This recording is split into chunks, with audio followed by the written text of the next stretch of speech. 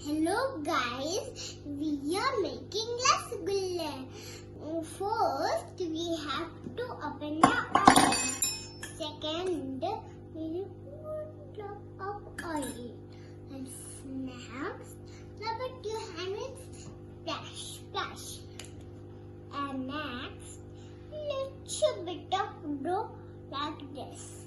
See, little bit. And load baby load like this and make the shape like this. There. After load, I will take it and all of them in the oil.